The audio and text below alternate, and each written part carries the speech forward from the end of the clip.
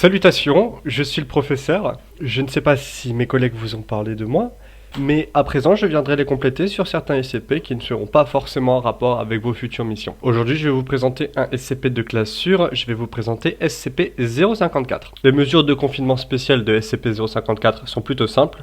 Le sujet doit être maintenu dans une cellule étanche avec un équipement de contrôle climatique intégré. Vous allez voir pourquoi dans la description. Une fontaine ornée remplie d'eau doit être entreposée au centre de cette salle. Le personnel de maintenance doit être équipé de combinaisons NBC lorsqu'il pénètre la zone de confinement et doit rester 10 minutes dans une salle de séchage spécialisée lorsqu'il en sort. Dans l'éventualité d'une rupture de confinement, les zones environnantes doivent être évacuées et la cellule rincée à l'azote liquide. Les volumes et niveaux chimiques de la fontaine doivent être contrôlés et maintenus. De l'eau de source issue doit être utilisée en réponse à la sensibilité accrue de SCP-054 en termes de conditions hydrologiques. SCP-054 a développé de la méfiance envers les membres masculins du personnel. Il est donc recommandé d'assigner des membres féminins aux opérations concernant l'objet. Voilà, ça c'est les procédures de confinement spécial. Maintenant je vais vous faire une rapide description de ce qu'est SCP-054. En gros, SCP-054 c'est une forme humanoïde femelle composée de 90 litres d'eau.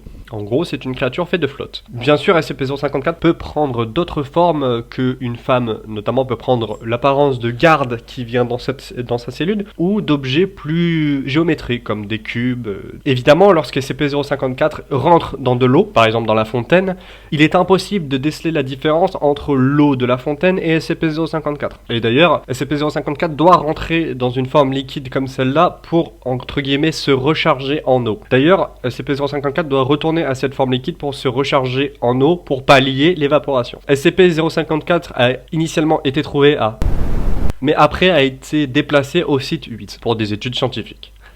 Au début, SCP-054 exprimait une espèce de curiosité pour le personnel de la Fondation et semblait apprécier les équipes de maintenance et de recherche en copiant leur apparence pour s'amuser. Après quelques semaines, la créature semblait s'être accommodée de son confinement, de sorte à ce qu'elle sortait de l'eau pendant les opérations de maintenance routinières, bien qu'elle reste effrayée lorsqu'une étude de sa composition était tentée. SCP-054 est apparemment composé de la même eau que la fontaine. Les scientifiques n'ont décelé aucun phénomène thermal, électromagnétique, biologique ou autre indiquant comment fonctionne son corps. La vapeur d'eau aussi ne dégage aucune substance spécifique et il semble être totalement normal. Les expériences sur SCP-054 ont été suspendues en raison de... Les règles de confinement ont été révisées suite à cet incident d'ailleurs. Bon, après cela, le sujet a exprimé des signes de méfiance et d'agressivité envers les membres masculins du personnel, dont son ancienne classification en Euclide, qui a été révisée depuis. Donc, je vais vous lire quelques expériences d'un journal audio que je ne peux vous transmettre, donc je vais vous les résumer en quelque sorte, sur les expériences qui ont été menées sur SCP-054. Donc, au début, les premières choses qu'ont testé les scientifiques, c'est de supprimer l'arrivée d'eau. Lorsqu'on supprime l'accès à l'eau, SCP-054 refuse toute communication et devient inactif. Après, il adopte des formes un peu moins complexes que celles d'une humanoïde pour réduire les surfaces exposées et soumises à l'évaporation. Les premiers jours, le sujet accueillait les personnes avec excitation et impatience, semblant attendre qu'on lui donne de l'eau. Mais le sujet a arrêté après quelques jours, comprenant que personne n'allait lui donner de l'eau. Donc ça, c'était la première expérience, c'est la suppression d'arrivée d'eau. La seconde expérience, c'est comment pouvait réagir SCP-054 aux températures extrêmes. Au début, les scientifiques ont essayé les températures négatives sur SCP-054. Lorsqu'on soumet SCP-054 à une température négative, SCP-054 semble devenir léthargique. Voilà. C'est à ce moment-là qu'on a pu lui prélever en quelque sorte de la glace sur elle et qu'on a vu que l'eau prélevée sur SCP-054 était totalement classique. Ensuite, on a testé les températures fortes, en tout cas pour de l'eau. On a soumis SCP-054 à une température de 95 degrés Celsius. Lorsque cette température a été appliquée à SCP-054, le sujet est devenu agressif et a même tenté de briser son confinement. C'est à ce moment-là qu'on a intégré le système climatique à sa cellule. Ensuite, nous avons essayé d'évaluer les capacités mémorielles de SCP-054.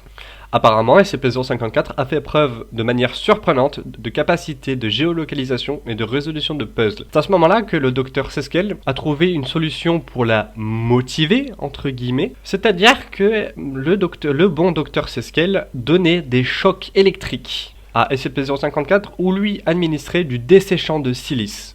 l'enfoiré. Et ce bon docteur Seskel plaisantait sur le fait qu'il maintenant il pouvait apprendre à SCP-054 à aller chercher la balle. Les scientifiques sur place pensaient qu'il avait raison et les scientifiques se sont démenés pour autoriser une période de repos à SCP-054 d'au moins 48 heures après les tests. La dernière expérience, je ne l'ai tout simplement pas compris. C'est l'introduction d'acide et de solutions chimiques sur SCP-054. Comme je ne l'ai pas trop comprise, je vais tout simplement vous la lire. Donc, c'est un scientifique qui parle à ce moment-là. Je commence avec une solution d'HCl à 0,5 m. Je n'ai aucune idée de ce qu'il va se passer, mais si cette chose incorpore les mécaniques homéostatiques comme je pense, nous devrions découvrir quelques pistes sur les moyens qu'elle utilise pour garder sa forme. La température dans la salle a été baissée à 278 Kelvin pour faciliter le contrôle en cas de comportement erratique de 54. Je vais vous lire l'addendum 054-B. Après 5 ans sans incident, le sujet a été rétrogradé sur recommandation du docteur. Les expériences resteront sur le contrôle de l'équipe biologique de l'unité E7. La prudence reste de mise lors de toute interaction avec SCP-054. Merci Doc. Je reprends la main suite à cette brillante lecture de la fiche SCP et aussi de la mission, tout simplement parce que le professeur a oublié certains détails. Tout d'abord, je crois bon de vous signaler que le professeur Rydens est le chef scientifique, donc ça sera à lui que vous aurez affaire pour tous les scientifiques qui vont étudier ce SCP et les autres. Donc pour être sûr de valider la mission, je vous invite à cliquer sur le pouce levé en dessous de cette vidéo et pour vous assurer que vous recevrez les nouvelles notifications des nouvelles missions, à cliquer sur le bouton rouge. C'est une mission et même si jamais vous faites partie du personnel scientifique, vous êtes tout de même tenu de valider ces missions et d'effectuer ces opérations si ce n'est pas déjà fait. Voilà, donc je vous laisse vaquer à vos occupations, je vous laisse vous préparer. Bonne journée, bonne soirée ou bonne nuit et on se retrouve plus tard pour des missions, donc pas le personnel scientifique, mais vous pouvez également me joindre vos rapports, ça m'intéresse, surtout sur ce SCP là. Voilà, et sur ce, à plus tard.